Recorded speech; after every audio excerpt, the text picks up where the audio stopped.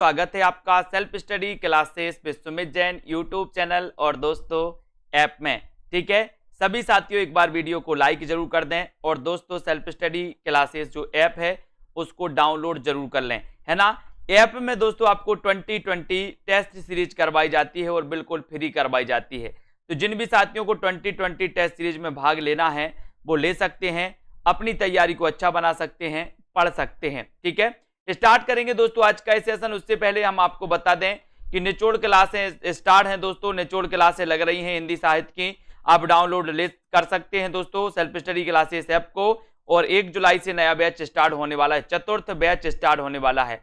तो जिन भी साथियों को चतुर्थ बैच में दोस्तों लेना है वो एडमिशन लेकर के बहुत अच्छा अध्ययन कर सकते हैं। ठीक है, तो जिन भी साथियों ने self study classes app download नहीं किया है वो अभी दोस्तों ऐप डाउनलोड कर लें और वीडियो को एक बार लाइक जरूर कर दें। ठीक है, लाइक कर दें और शेयर कर दें अपने मित्रों तक। स्टार्ट करते हैं आज का सेशन। नया बैच में जिसको जुड़ना है वो जुड़ सकते हैं और अपना अध्ययन कर सकते हैं।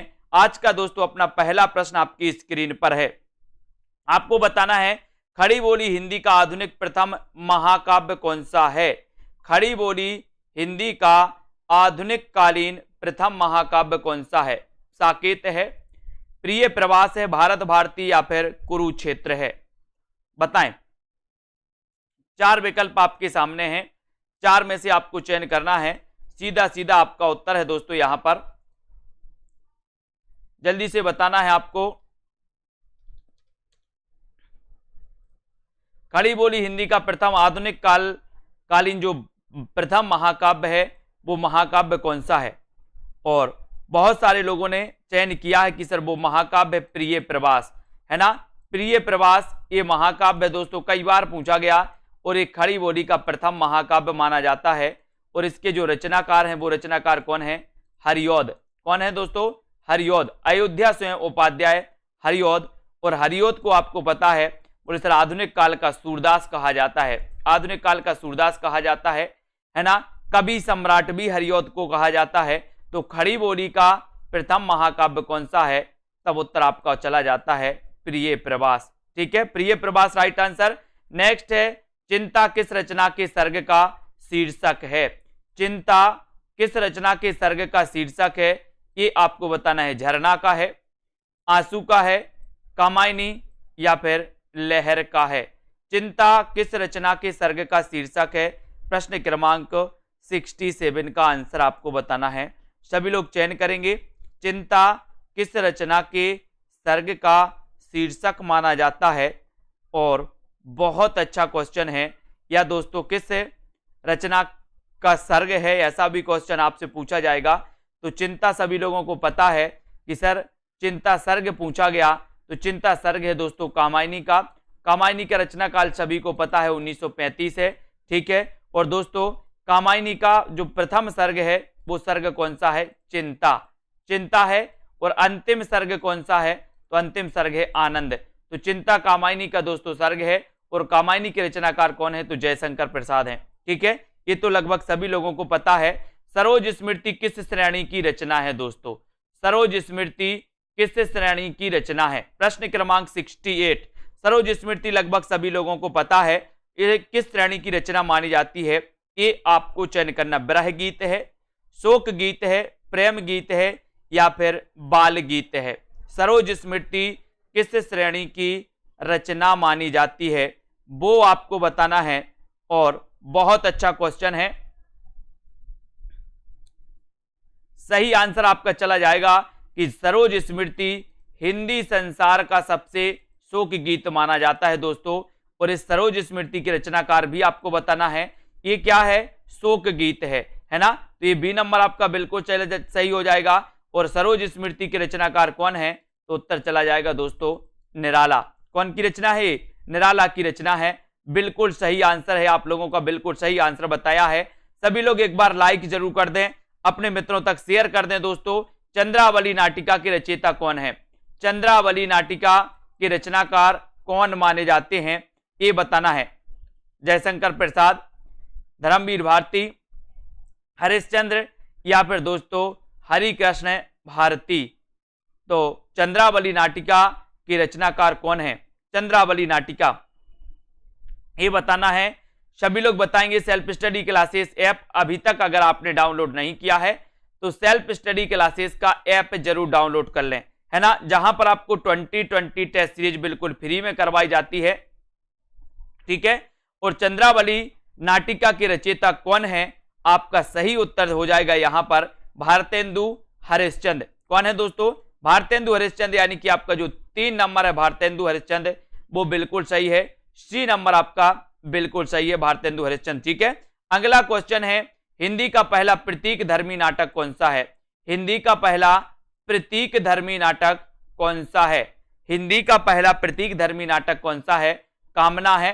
ये क्वेश्चन तो आप पहले भी पढ़ चुके हैं, है ना, और इस क्वेश्चन को आप फिर से भी बता देना, रिपीट हुआ है क्वेश्चन।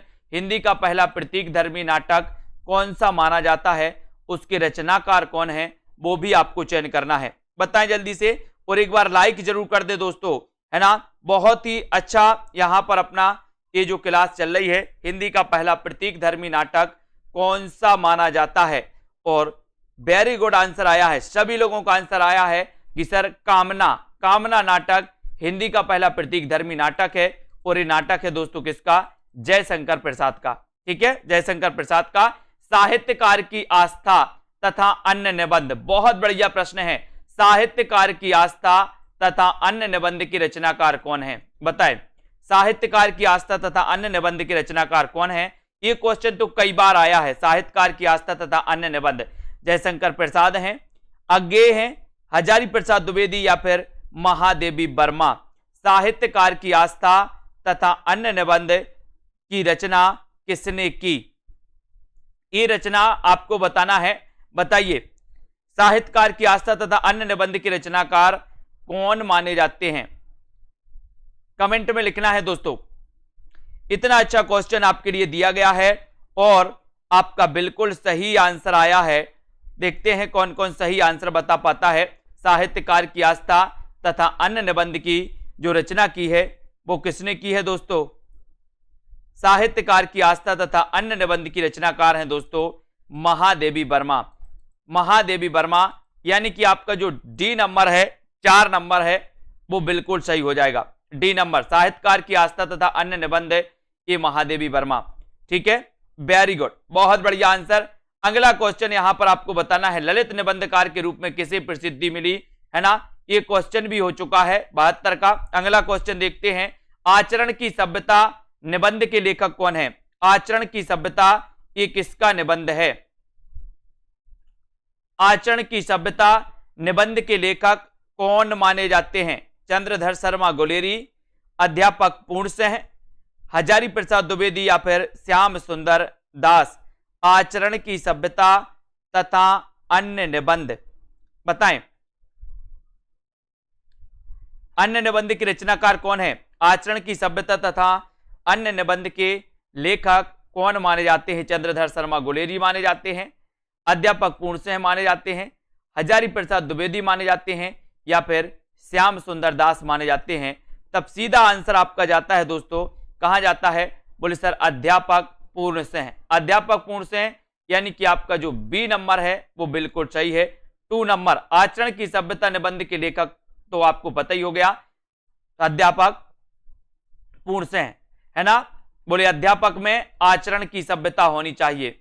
अब अध्यापक में काय की? आचरण की सभ्यता, तो आचरण की सभ्यता निबंध अध्यापक पूर्ण सिंह की हो जाएगी रचना, है ना, निबंध हो जाएगा, ठीक है, वेरी गुड। नेक्स्ट प्रश्न है, आषाढ़ का एक दिन, आषाढ़ का एक दिन के रचनाकार कौन है?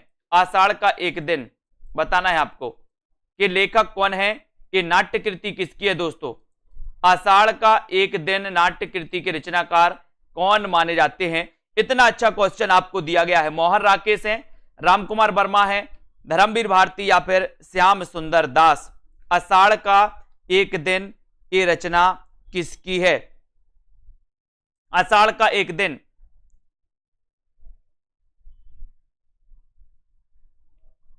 और बहुत बढ़िया आंसर आया है कि सर ये कालिदास के जीवन पर आधारित ये नाट्य कृति है, और ये जो नाट्य कृति है ये आषाढ़ का एक दिन मोहन राकेश की कृति मानी जाती है। किसकी मानी जाती है?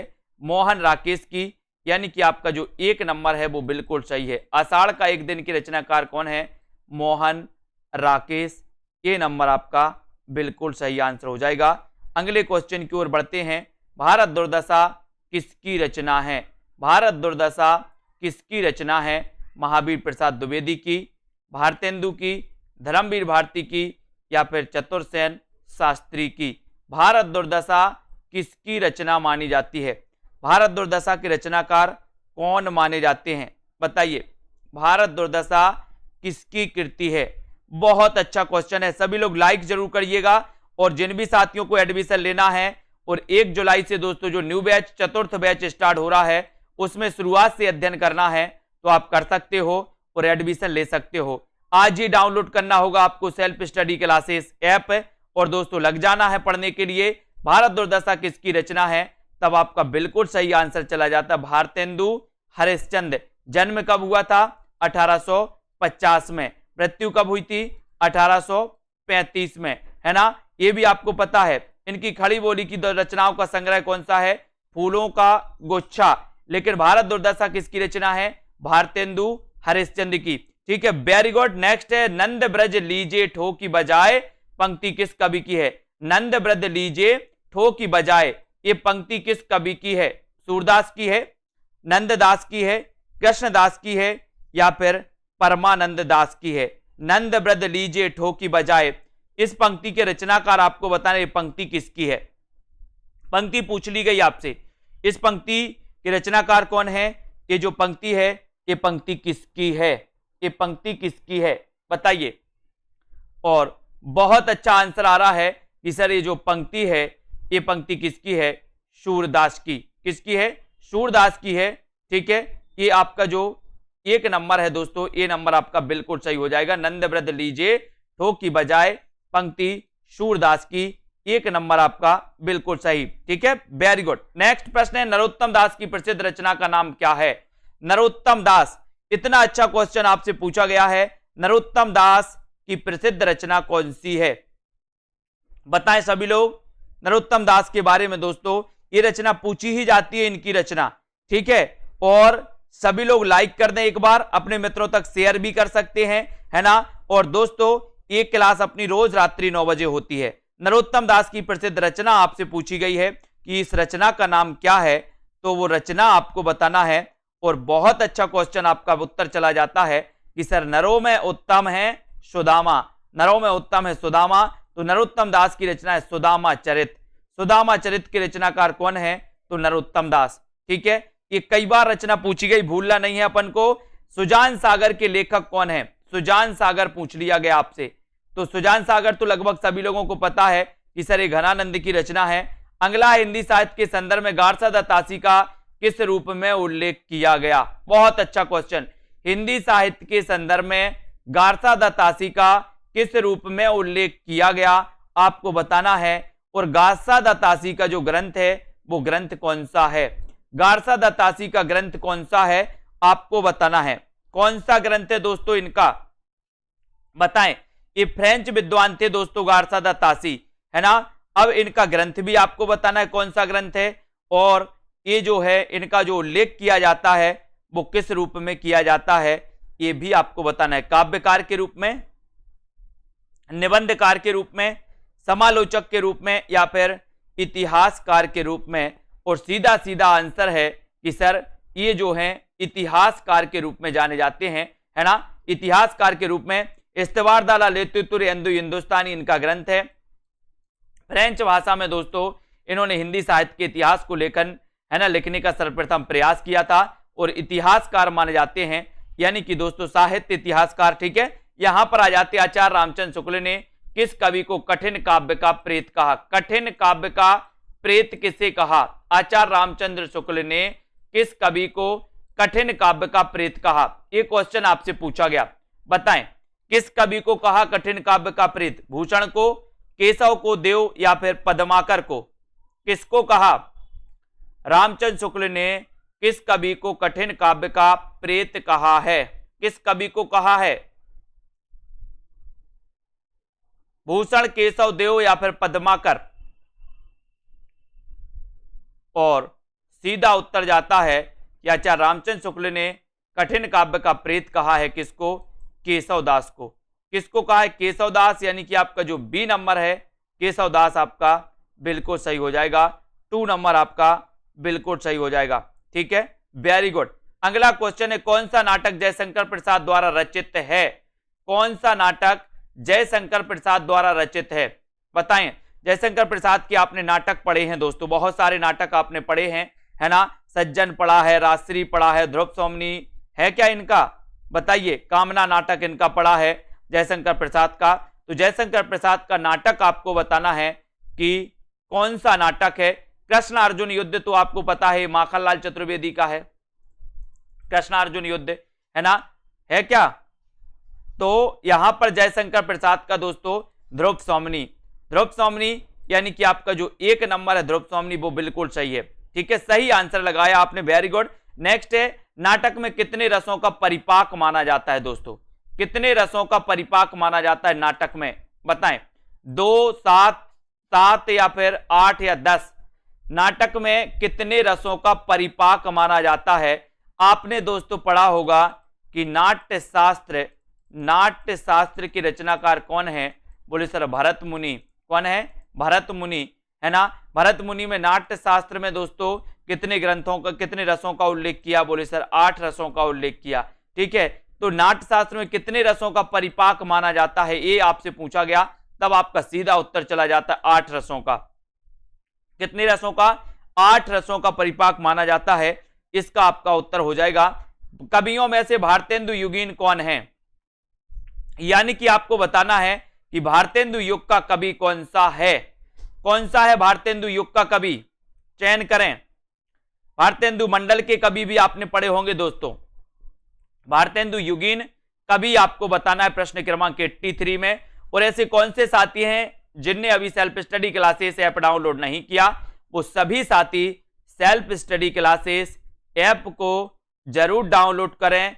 निम्नलिखित कवियों में से भारतेंदु युगीन कौन है, ये आपसे पूछा गया, तब आपका उत्तर चला जाएगा। भारतेंदु युगीन जो हैं वो बद्री नारायण चौधरी प्रेमघन हैं, यानी कि आपका 2 नंबर बिल्कुल सही हो जाएगा। 2 नंबर आपका बिल्कुल सही हो जाएगा। ठीक है, बद्री नारायण चौधरी प्रेमघन 2 आपका बिल्कुल सही, वेरी गुड। यहां पर आ जाते हैं, एक पत्नी के नोट्स किसकी रचना है? एक पत्नी के नोट्स किसकी रचना है? ममता कालिया की, चित्रा मुदगल की, मेहरुन्निसा परवेज की, या फिर मंजुल भगत की? एक पत्नी के नोट्स कृति के रचनाकार कौन है? एक पत्नी के नोट्स ये किसकी रचना है?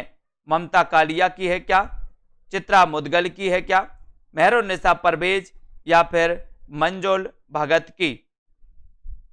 एक पत्नी के नोट्स, इतना अच्छा क्वेश्चन आया है। आपने पढ़े हैं एक पति के नोट्स और एक पत्नी के नोट्स, है ना। यहां पर आपसे एक पत्नी के नोट्स पूछा गया तो आप क्या बताओगे? बोले सर एक पत्नी के नोट्स, ये जो रचना है ये रचना है किसकी? ममता कालिया की। ठीक है, ममता कालिया यानी कि 1 नंबर आपने लगाया, वो बिल्कुल सही है। और एक पति के नोट्स ये रचना किसकी है आपको बताना है कमेंट में। एक पति के नोट्स के रचनाकार कौन है?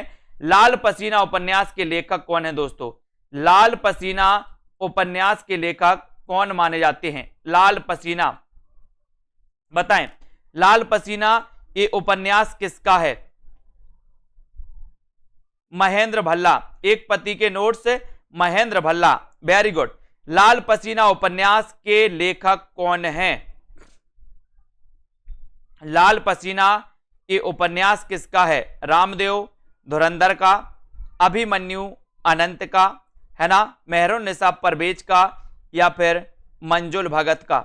लाल पसीना। देखते हैं कौन कौन उत्तर सही बताता है।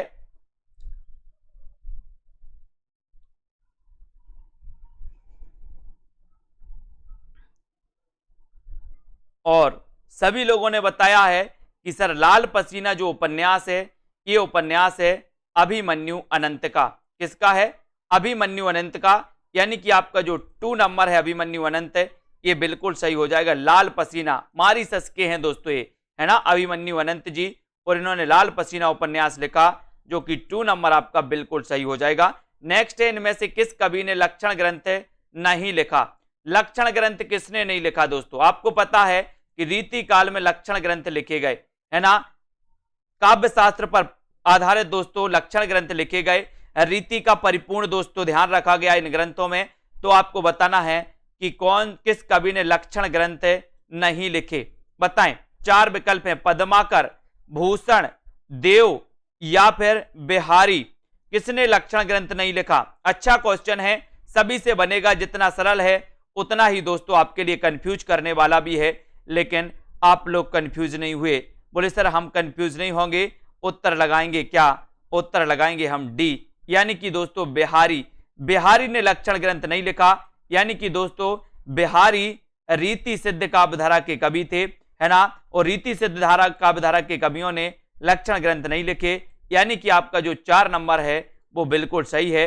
बिहारी सस्ते इनका ग्रंथ पढ़ते हैं जिसमें 713 दोहे होते हैं दोस्तों, 713, कहीं कहीं 719 दोहे भी मिलते हैं। ठीक है, नेक्स्ट है दोस्तों, विभिन्न मतों के आधार पर हिंदी में भक्ति काव्य की कितनी शाखाएं मानी जाती हैं? विभिन्न मतों के आधार पर भक्ति काव्य की कितनी शाखाएं हैं दोस्तों? भक्ति काव्य की कितनी शाखाएं हैं? 3, 2, 4 या फिर 5? विभिन्न मतों के आधार पर हिंदी में भक्ति काव्य की कितनी शाखाएं हैं आपको बताना है।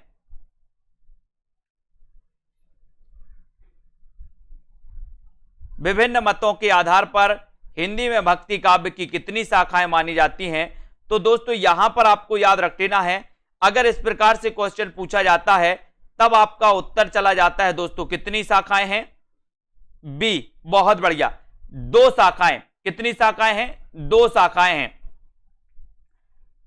ठीक है, यहां पर आपको याद रख लेना, यहां आपसे सगुण और निर्गुण ही पूछा गया है ना, तो सगुण और निर्गुण पूछा गया है। अब निर्गुण और सगुण के अंदर क्या है, तो इनके भेद हो जाते हैं, है ना, ये कुछ नहीं है। सगुण और निर्गुण ये शाखाएं हैं दोस्तों। ठीक है, ये आपको याद रख लेना है। विभिन्न मतों के आधार पर भक्ति काव्य की कितनी शाखाएं हैं? 2 शाखाएं हैं, सगुण और निर्गुण। इसको आपको समझना है। विशिष्टाद्वैतवाद द्वैत के प्रस्तोता आचार्य कौन है?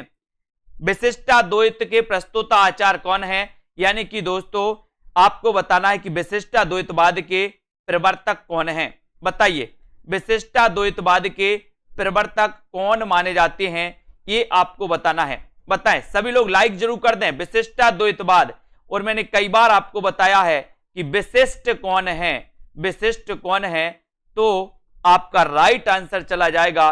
बोले सर विशिष्टाद्वैतवाद या विशिष्ट कौन है, तो कौन है? बहुत बढ़िया आंसर आया सभी लोगों का। बोले सर रामानुजाचार्य लगा दो, है ना, रामानुजाचार्य विशिष्टाद्वैतवाद के प्रवर्तक माने जाएंगे, और 1 नंबर आपका बिल्कुल सही हो जाएगा। ठीक है, बहुत बढ़िया। ब्रज भाषा का सबसे प्राचीन ग्रंथ कौन सा है? ब्रज भाषा का सबसे प्राचीन ग्रंथ कौन सा है? प्राकृत व्याकरण है, महाभारत कथा है, हरिश्चंद्र पुराण है, या फिर हरिवंश पुराण है। ब्रज भाषा का सबसे प्राचीन ग्रंथ कौन सा है आपको बताना है। ब्रज भाषा का सबसे प्राचीन ग्रंथ कौन सा है, जल्दी से बताएं सभी लोग। बहुत अच्छा क्वेश्चन है यहाँ पर। ब्रज भाषा का दोस्तों, है ना, प्राचीन ग्रंथ कौन सा माना जाता है? तो ये प्राचीन ग्रंथ है दोस्तों कौन सा? प्राकृत व्याकरण। प्राकृत व्याकरण एक ग्रंथ है, ये आपका 1 नंबर बिल्कुल सही हो जाएगा यहाँ पर, 1 नंबर। ठीक है, ये नंबर बिल्कुल सही है। नेक्स्ट प्रश्न की ओर बढ़ते हैं। विज्ञान गीता के रचयिता कौन है? विज्ञान गीता के रचनाकार कौन है? सुंदरदास हैं, महाराज बीरबल हैं, है ना, या फिर दोस्तों नरोत्तम दास या केशव दास? विज्ञान गीता के रचयिता कौन है? विज्ञान गीता कई बार आपने पढ़ा है और आपको पता भी है। बहुत अच्छा क्वेश्चन है, वेरी गुड, बहुत बढ़िया। विज्ञान गीता के रचयिता कौन माने जाते हैं? और इतना अच्छा क्वेश्चन आप लोगों ने उत्तर बताया है कि सर विज्ञान गीता के रचयिता अगर आप पूछोगे तब आपका उत्तर सुंदरदास तो नहीं होगा, महाराज बीरबल तो नहीं होगा, नरोत्तम दास तो नहीं होगा, तो फिर कौन सा होगा? बोले सर केशव दास होगा, है ना। तो विज्ञान गीता के रचनाकार केशव दास हैं, और उत्तर चला जाता है 4 की तरफ। 4 नंबर आपका बिल्कुल सही हो जाता है। वेरी गुड आंसर, बहुत बढ़िया। केशव दास आपका राइट आंसर है। केशव दास रीतिकाल के प्रवर्तक हैं। अब हट्ट में शिक्षा शब्द के लिए कौन सा रूप मिलता है दोस्तों? बहुत बढ़िया। अब हट्ट में शिक्षा शब्द के लिए कौन सा रूप मिलता है? शिक्षा कहा जाता है, इसे शिक्षा कहा जाता है, शिक्षा कहा जाता है, या फिर दोस्तों शिक्षा कहा जाता है? क्या कहा जाता है शिक्षा के लिए, बताएं। अब हट में शिक्षा के लिए क्या प्रयोग किया जाता है, कौन सा शब्द प्रयोग किया जाता है, ये आपको चयन करना है। चयन करिए सभी लोग। अब हट में शिक्षा शब्द के लिए कौन सा प्रयोग होता है, और अधिकांश लोगों ने सही आंसर बताया है और वो बताया है शिक्षा। क्या? शिक्षा। 3 है ना, बिल्कुल राइट आंसर। अब हट में शिक्षा शब्द के लिए शिक्षा शब्द का प्रयोग है और 3 नंबर आपका बिल्कुल सही है। सी नंबर आपका बिल्कुल सही है। Very good. नेक्स्ट है मुल्ला दाऊद की भाषा क्या है? मुल्ला दाऊद की भाषा क्या है? पश्चिमी परंपरा से संप्रक्त शैली, साहित्यिक अवधि, या फिर दोस्तों पहाड़ी मिश्रित अवधि, या ठेठ अवधि? बताएं, मुल्ला दाऊद की भाषा क्या है? ऐसा क्वेश्चन अगर पूछा जाए आपसे तो आप क्या करेंगे? ऐसा क्वेश्चन अगर पूछा जाए आपसे तो आप क्या करेंगे? मुल्ला दाऊद की भाषा पूछी गई। मुल्ला दाऊद आपको पता है दोस्तों, इनकी चंदायन रचना है। कौन सी है? चंदायन। अगर आपसे कभी पूछा जाता है कि सूफी काव्यधारा के प्रथम कवि कौन है, तो मुल्ला दाऊद है ना। सूफी काव्यधारा की प्रथम रचना कौन सी है? तो चंदायन। और मुल्ला दाऊद की जो भाषा है वो भाषा कौन सी है दोस्तों? वो भाषा है ठेठ अवधि। कौन सी है? ठेठ अवधि। ठेठ अवधि आपको लगाना है। 4 नंबर आपका बिल्कुल सही है। Very good answer. बिल्कुल सभी लोगों ने ताकत से उत्तर लगाया है। हिंदी साहित्य के आदिकाल को सिद्ध सामंत युग नाम किसने दिया? बहुत बढ़िया क्वेश्चन। हिंदी साहित्य के आदिकाल को सिद्ध सामंत युग किसने कहा? ऐसे कितने साथी हैं जिन्होंने अभी तक self study classes app download नहीं किया? सभी लोग ऐप को डाउनलोड जरूर करें। हिंदी साहित्य के आदिकाल को सिद्ध सामंत युग नाम किसने दिया? सिद्ध सामंत युग आपको बताना है। इतना अच्छा क्वेश्चन है। राइट आंसर है सभी से बनेगा कि हिंदी साहित्य का आदिकाल पूछा गया, और राइट आंसर चला जाएगा राहुल सांकृत्यायन। ठीक है, राहुल सांकृत्यायन। हिंदी साहित्य का कोर्स दोस्तों आप 1099 में दोस्तों इसमें एडमिशन ले सकते हैं। 1 साल तक ये कोर्स आपके लिए वैलिड रहेगा, यानी कि 1 साल तक आप 1099 में पढ़ सकते हैं। ठीक है, और दोस्तों ये जो कोर्स है आपके लिए बहुत ही महत्वपूर्ण है। यहां पर आपको विस्तृत अध्ययन करवाया जाता है, ट्रिकी वीडियो है ना, डाउट्स वाले वीडियो, यहां पर लाइव क्लास है, निचोड़ लाइव क्लास है ना, और दोस्तों ग्रुप डिस्कशन भी आपका रहता है। कोई भी आपको डाउट्स लगता है वो भी आपका सॉल्व किया जाता है। सारी चीजें आपको, ये ऑफर है 1099 का, सीमित समय के लिए है।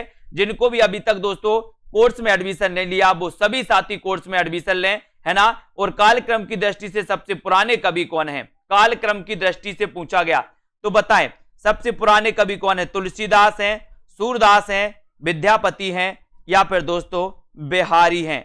बताएं, कालक्रम की दृष्टि से अगर आपसे क्वेश्चन पूछा गया है तब आप क्या लगाओगे? बताओ, कालक्रम की दृष्टि से सबसे पुराने कवि कौन माने जाते हैं? सबसे पुराने कवि आपको बताना है, चयन करना है दोस्तों। कौन माने जाते हैं सबसे पुराने कवि? इतना अच्छा क्वेश्चन है, थोड़ा सा कॉमन सेंस लगाओगे उत्तर सही कर पाओगे, है ना। आपको पता है कि यहां पर कालक्रम की दृष्टि से सबसे पुराने कवि पूछे गए, और विद्यापति दोस्तों ये तीनों कवि आपके भक्ति काल के कवि हैं, तुलसीदास, सूरदास और बिहारी, जबकि विद्यापति ये आदिकालीन कवि माने जाते हैं दोस्तों, विद्यापति, है ना। तो आपका जो 4 नंबर है ये तो आंसर बिल्कुल सही हो जाता है, डी नंबर आपका बिल्कुल सही हो जाता है। नेक्स्ट क्वेश्चन है, किस ग्रंथ में चंद्रबरदाई को छप्पयों का राजा कहा जाता है? तो ये भी आपको बताना है। बताइए, किस ग्रंथ में चंद्रबरदाई को छप्पयों का राजा कहा जाता है दोस्तों? किस ग्रंथ में कहा गया छप्पयों का राजा? ये भी बताना है। सबसे पहली बात तो ये है कि छप्पयों का राजा किसे कहा जाता है? तो चंद्रबरदाई को। चंद्रबरदाई का ग्रंथ कौन सा है? पृथ्वीराज रासो। पृथ्वीराज रासो हिंदी का प्रथम महाकाव्य है, ठीक है, सभी को पता है। तो अब आपको बताना है कि कौन से ग्रंथ में चंद्रबरदाई को छप्पयों का राजा कहा गया। तो आंसर, उत्तर क्या हो जाएगा? उत्तर हो जाएगा दोस्तों आपका, क्या हो जाएगा?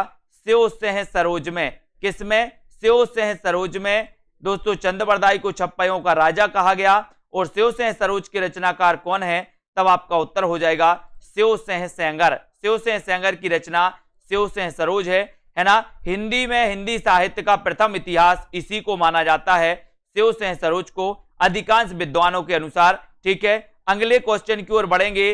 शिवा को बखानो की बखानो छत्रसाल को, है ना, मैं शिवा का अर्थ क्या है? शिवा को बखानो कि बखानो छत्रसाल को मैं, शिवा का अर्थ क्या है? शिवजी, शिवाजी, महादेव या फिर बालाजी? बताइए। शिवा को बखानो की बखानो छत्रसाल को मैं, शिवा का अर्थ क्या है? शिवा का अर्थ क्या है? शिवजी है, शिवाजी है, महादेव है या फिर बालाजी है? ये आंसर आपको चयन करना है। और इतनी अच्छी पंक्ति बताई गई है दोस्तों, है ना। शिवा का अर्थ क्या है? तो शिवा का अर्थ सभी को पता है कि सर इस शिवा का अर्थ है शिवाजी। शिवा का अर्थ क्या है? शिवाजी, है ना। तो ये आपका दूसरा नंबर बिल्कुल सही है। और ये पंक्ति किसकी है दोस्तों, ये भी आपको बताना है। शिवा को बखानो की बखानो छत्रसाल को, ये पंक्ति भी बताना है कि ये पंक्ति किसकी है। यहां पर तो उत्तर आपका 2 नंबर सही है। अति सूदो स्नेह को मार्ग है, जहां नेकु सयानप बाक नहीं। पंक्ति के लेखक कौन है? अति सूदो स्नेह को मार्ग है, जहां नेकु सयानप बाक नहीं। ये पंक्ति के रचनाकार कौन है? बताएं। मतीराम है, देव है, घनानंद है या फिर बिहारी है? अति सूदो स्नेह को मार्ग। आपको पता होगा दोस्तों कि यहां पर देखें कि रीति काल में हम देखते हैं कि रीति काल में दोस्तों एक रीति मुक्त काव्यधारा है। रीति मुक्त काव्यधारा में दोस्तों घनानंद जैसे कवि हैं, बोधा जैसे कवि हैं। घनानंद की प्रेमिका का सुजान नाम है और बोधा की प्रेमिका का सुभान नाम है। ये तो सभी को अच्छे से पता होगा। और अति सूदो स्नेह को मार्ग, ये जो पंक्ति है ये पंक्ति घनानंद की है। और उत्तर 3 की तरफ चला जाता है। सी नंबर आपका बिल्कुल सही हो जाता है। सभी लोग लाइक जरूर करें दोस्तों। नेक्स्ट प्रश्न है यहां पर, किस लेखिका ने पशु पक्षियों पर केंद्रित रचना की है? बताएं। पशु पक्षियों पर केंद्रित रचना की है और वो रचना कौन सी है वो भी आप बता देना। बताएं किस लेखिका ने पशु पक्षियों पर केंद्रित रचना की है? मतीराम, है ना, महादेवी, होमवती देवी या फिर बिहारी? यहां पर लेखिका पूछा गया तो यहां पर लेखिका होना था ऑप्शन में, लेकिन आपको बताना है कि किसने पशु पक्षियों पर केंद्रित रचना की है, ये आपको बताना है। अब यहां पर ऑप्शन आपके 2 बन जाते हैं दोस्तों, या तो महादेवी या होमवती, है ना। तब आपका उत्तर चला जाता है महादेवी वर्मा ने, है ना। यानी कि आपका बी नंबर बिल्कुल सही है। ठीक है, बी नंबर राइट आंसर। अगले क्वेश्चन की ओर बढ़ेंगे। भारतेंदु जी ने किस पत्रिका का संपादन किया था दोस्तों? बताएं किस पत्रिका? मेरा परिवार, बिल्कुल सही है। मेरा परिवार में दोस्तों इन्होंने, है ना, बिल्कुल सही, बहुत बढ़िया। भारतेंदु जी ने किस पत्रिका का संपादन किया, ये आपको चयन करना है। सभी लोग लाइक जरूर करें दोस्तों, लाइक करते चलें, वीडियो को शेयर करते रहें अपने मित्रों को, अभ्यास करते रहें बिल्कुल दिल से, है ना। भारतेंदु जी ने किस पत्रिका का संपादन किया? 4 पत्रिकाएं यहां पर दिख रही हैं। किसका किया था बताएं, और उसका प्रकाशन वर्ष भी आपको बताना है ना। भारतेंदु जी ने किस पत्रिका का किया था? आपने बता दिया सर कवि बचन सुधा। अब आपको इसका प्रकाशन वर्ष भी बताना है। कवि बचन सुधा का प्रकाशन वर्ष क्या है? कवि बचन सुधा का प्रकाशन वर्ष क्या है, ये सभी लोग बताएंगे। पहले ये मासिक थी, फिर दोस्तों ये साप्ताहिक, पाक्षिक और फिर साप्ताहिक। इसका प्रकाशन वर्ष बताएंगे सभी लोग। और गोल्ड स्मिथ कृत दोस्तों ट्रेवलर का हिंदी अनुवाद, ट्रेवलर का अनुवाद किसने किया? गोल्ड स्मिथ की कृति ट्रेवलर का अनुवाद किसने किया?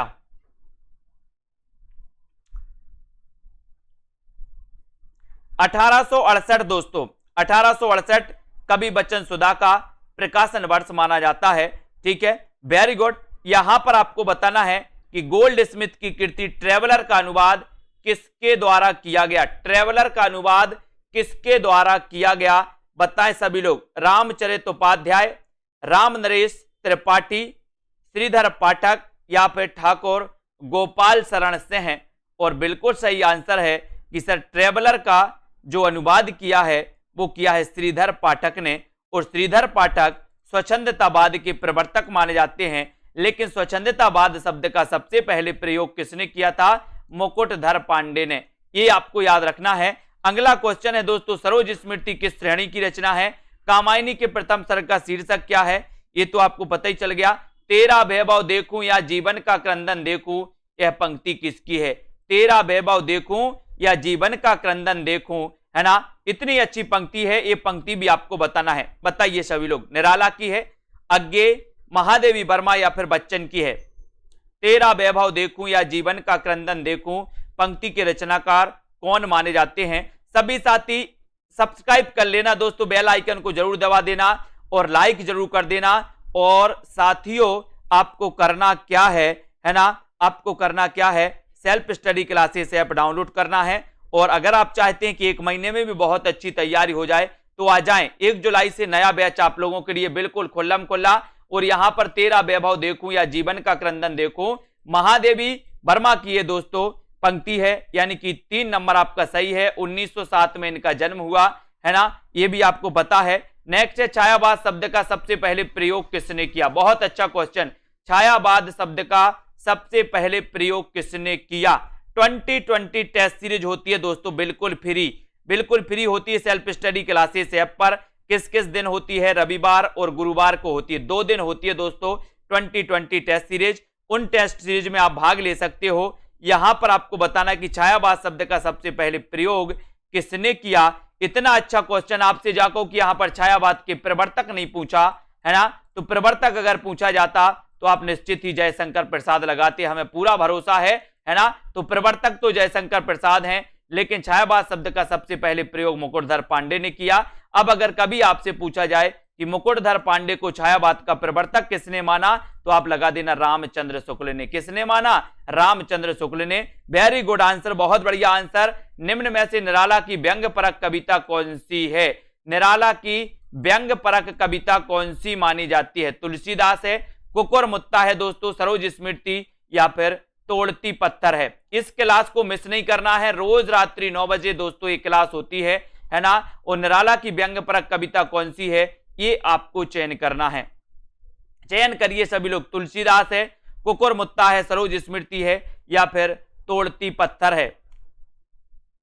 और बहुत बढ़िया आंसर सभी लोगों का आया है कि सर व्यंग परक कविता पूछी गई, तो यहां पर उत्तर हो जाएगा कुकुर मुत्ता। कौन सी है, कुकुर मुत्ता है दोस्तों, यानी कि आपका जो 3 नंबर है वो बिल्कुल सही है। 3 नंबर सी नंबर आपका सही है। निराला के बारे में सभी लोग जानते हैं, आधार स्तंभ है। हिंदी साहित्य में महाप्राण किस कवि के लिए उपयोग किया गया दोस्तों। महाप्राण, हिंदी साहित्य में महाप्राण किस कवि के लिए प्रयुक्त किया जाता है, बताएं। सरल क्वेश्चन है, आसान क्वेश्चन है।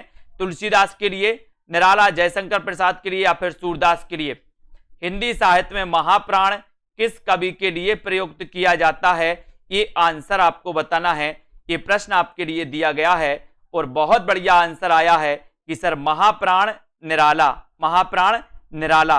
ठीक है, वेरी गुड, बहुत बढ़िया। नेक्स्ट क्वेश्चन है, तुलसी के प्रमाणिक ग्रंथों की संख्या कितनी है।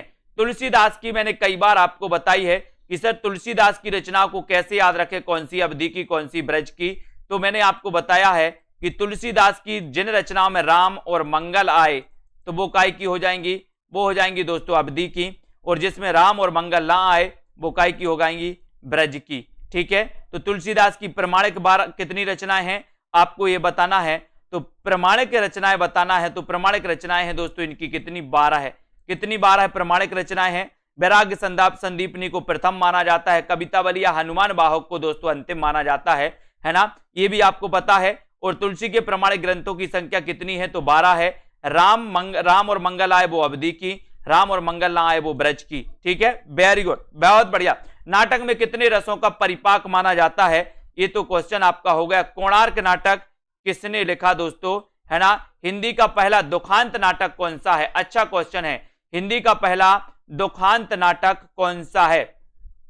अंधेर नगरी, भारत दुर्दशा, रणधीर प्रेम मोहिनी या फिर कली कौतुक।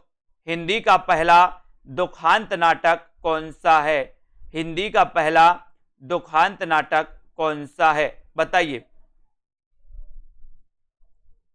हिंदी का पहला दुखांत नाटक कौन सा है। एक बार सभी लोग लाइक जरूर करना है, अपने मित्रों तक शेयर करें। इस क्लास में दोस्तों इसी प्रकार से क्लास चलती है अपनी रात्रि 9 बजे। सेल्फ स्टडी क्लासेस ऐप को डाउनलोड कर लें। और हिंदी का प्रथम दुखांत नाटक कौन सा, ये अगर आपसे पूछा गया तब आपको उत्तर लगाना है रणधीर प्रेम मोहिनी। रणधीर प्रेम मोहिनी, यानी कि 3 नंबर आपका बिल्कुल सही है। 3 नंबर आपका राइट आंसर है। वेरी गुड, बहुत बढ़िया। रणधीर प्रेम मोहिनी ये हो जाएगा दोस्तों दुखांत नाटक। उत्तर प्रियदर्शी नामक गीति नाट्य के लेखक कौन है। उत्तर प्रियदर्शी नामक गीति नाट्य के लेखक कौन है, ये क्वेश्चन भी आया है कई बार। उत्तर प्रियदर्शी नामक गीति नाट्य के लेखक कौन माने जाते हैं? अज्ञेय, मुक्तिबोध प्रसाद या फिर हरिकृष्ण प्रेमी? अभी तक कौन से ऐसे साथी हैं जिन्होंने वीडियो को लाइक नहीं किया? और दोस्तों अभी तक आपने सेल्फ स्टडी क्लासेस ऐप को डाउनलोड नहीं किया, 2020 टेस्ट सीरीज बिल्कुल फ्री होती है ऐप पर, उसमें आप ज्वाइन कर सकते हैं। 1 तारीख से हिंदी साहित्य का न्यू बैच स्टार्ट हो रहा है, उसमें आप पढ़ सकते हो, है ना। और दोस्तों यहां पर उत्तर प्रियदर्शी अगर आपसे पूछा गया तब आपका राइट आंसर है अज्ञेय। किसकी रचना है दोस्तों? ये अज्ञेय की रचना है, उत्तर प्रियदर्शी। ठीक है, आज का लास्ट क्वेश्चन और दोस्तों आपके लिए दिया जा रहा है, पर्णदत्त जयशंकर प्रसाद के किस नाटक का पात्र है? ये क्वेश्चन का आंसर आपको कमेंट में लिखना है, इसका उत्तर हम कल बताएंगे आपको। पर्णदत्त जयशंकर प्रसाद के किस नाटक का पात्र है? कल्याणी परिणय, राजश्री, स्कंदगुप्त या फिर अजात शत्रु का? सभी लोग बताएंगे। 9 बजे रोज क्लास होती है दोस्तों, और एक क्लास होती है दोस्तों अपनी कितनी? 40 मिनट की। ठीक है, अब आपको बताना है चतुर्थ बैच में किस किस को दोस्तों एडमिशन लेना है। सभी साथी एडमिशन लेकर के पढ़ सकते हैं और बहुत अच्छे तरीके से पढ़ते हैं। ठीक है, तो चतुर्थ बैच में आपको क्या करना है दोस्तों? एडमिशन लेना है, और लाइव कोर्स, लाइव क्लासें यहां पर आपको मिलेंगी, निचोड़ क्लासें आपको मिलेंगी, विस्तृत अध्ययन मिलेंगे, बहुत सारे टेस्ट आपको मिलेंगे, ट्रिक भी मिलेगी दोस्तों, यहां पर आपको डाउट्स वाले वीडियो भी मिलेंगे, सारी चीजें यहां पर आपको मिलने वाली है। और एक दोस्तों बहुत अच्छा मार्गदर्शन मिलेगा कि किस प्रकार से आप 1 महीने में भी बहुत अध्ययन कर सकते हो, है ना। तो ऐसे जितने भी हमारे साथी हैं जिन्होंने वीडियो को लाइक नहीं किया, शेयर नहीं किया दोस्तों, वो शेयर जरूर करते रहिए। आलिनबन अनीता जी, है ना, विपिन, पूनम जी, रोहित जी, आलोक कुमार जी, हर्षिता, शाम पंडित, ममता जी, कमला, दारसू जी, रतिपाल जी, बहुत बढ़िया, सतीश जी, रोहित जी, है ना, ज्ञानेश जी, संजय कुमार जी, वेरी गुड, धन्यवाद सभी साथियों को। सोनिया जी, आची जी, है ना, अनीता देवी, स्वाति सिंह जी, मोहित जी, श्री लता सिंह जी, बिल्कुल ठीक है। अध्ययन करते रहें, लाइक शेयर करते रहें, अपने जिन भी साथियों को, आसपास के साथियों को एडमिशन लेना है उनको जरूर बताएं, है ना। और अध्ययन बहुत अच्छे से दोस्तों चल रहा है।